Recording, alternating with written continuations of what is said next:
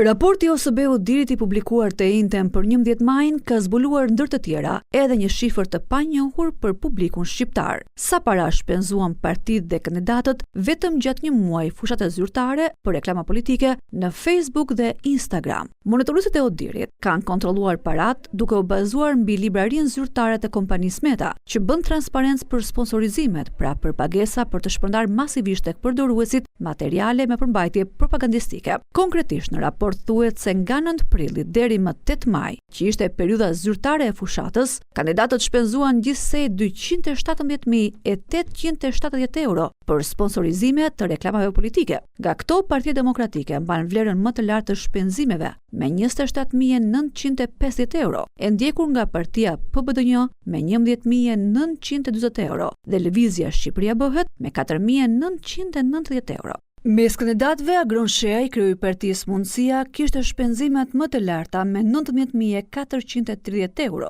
i pasuar nga Belind Këlliçi i PD-s me 7.770 euro dhe Vullnet Cina i PS-s me 7.620 euro.